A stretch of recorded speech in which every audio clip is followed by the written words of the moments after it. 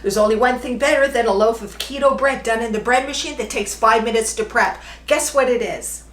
Welcome to the Keto Baking Mechanic, where we create, tweak, and enhance keto and low-carb breads and baked goods, including keto and low-carb sourdough. Please like the video, don't forget to subscribe, and remember to hit that notification bell so you can be informed when I have other videos coming down the pike. And you always get the recipe link in the description. So guess what's better than a loaf of keto bread done in the bread machine?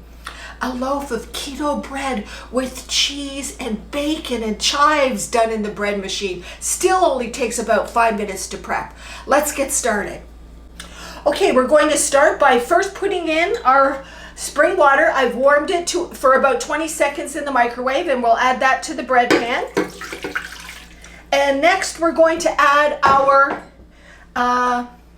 keto living sourdough starter. So the moment we take some out, it becomes a discard. And this one is the 1849 San Francisco Gold Rush. Look at this baby. I call this baby Boo. That's the name of this starter. My younger brother, who recently died of heart disease, his name was Boo because when he was a little boy, he was so afraid of people knocking on the door that he would go and run and hide under the bed. So my sister and I were so cruel, we'd go under the bed and go, boo, to scare him because we knew he was afraid. So his whole life, I nicknamed him Boo. I decided to give this starter the name of Boo. We should always name our starters. Why? Because they're living. We're bringing something to life from 1849 era, so it deserves a name. And in honor of my brother, this is Boo. And look at how this baby has just jumped in fermentation right out of the jar. You can see on the bottom the hooch, which means it's ready to get started. By the way, when you buy the keto dehydrated sourdough starters, you get a starter guide, you get the recipes, the discard recipes that are also featured on this channel. And remember, you get the recipe link in the description for today. Okay, so I'm just going to give this a stir. And as I stir it, you can see how it just starts to deflate. The fermentation was very strong last night. It's always different. Whoops! So normally I would do this on the counter, but I want you to be able to see this, and my counter is just full of things. So let's see here. Okay. Just going to give it a stir. I'm going to stir the hooch right back in. And then I'm going to measure out 1 cup of this and add that to the water. So once I add this to the water, oh, that's a little much. Let me just take some of that out. Okay, so I'm going to add my cup of living San Francisco 1849 Gold Rush starter to the bread pan.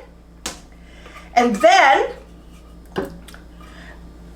at the end of making the recipe, I'm going to feed this again. I'm going to transfer it to a new jar, feed it, and start the process again until it reaches the top of the jar, and then it's ready for baking again. Okay, so just put that aside.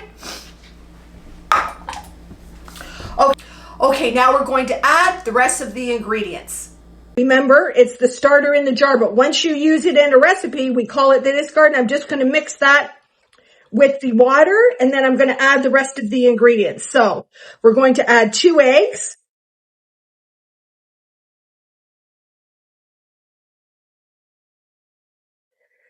and some olive oil.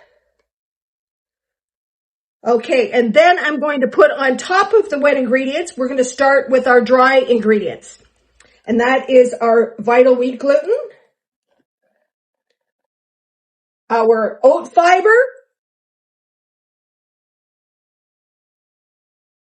our psyllium husks,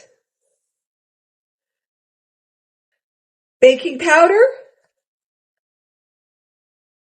and then what I'm going to do is just give it a little bit of a well here in the middle, and I'm going to sprinkle the sugar around, and then I'm going to put the yeast in the center.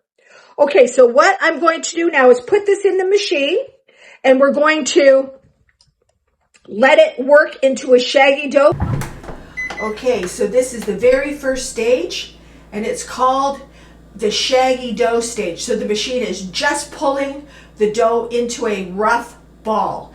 Okay, so you can see that the machine has pulled it into more of a classic dough structure for kneading. Okay, you can see that I've spread it out so it'll be nice and even when it rises. There is just so much stuff going on in this loaf. Okay, look at how this dough is rising. Oh my goodness, it's going to be a nice loaf. I'm just going to kind of push it over a little bit to make sure that it's nice and even. You can do that. It's not a big deal. I just don't want it to be lopsided, so I'm going to try to just make it as even as possible. I want to add just a little bit more cheese to the top. So I'm just going to do this. And we're going to leave it alone now. Okay, so guess what? The loaf is ready. I cannot wait to see this. I'm doing it backwards so that you can see it. So let's see here. Oh, this looks so good. I'm just going to pull this out. Now, if it's not done inside, I will just feel in the little holes that are inside the paddle holes at the bottom of the loaf, and we'll see how it is from there. So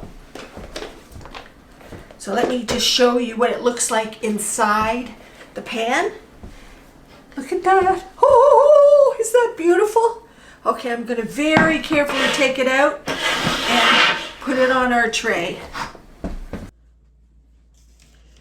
Here we have it, our beautiful keto sourdough cheddar bacon and chive loaf.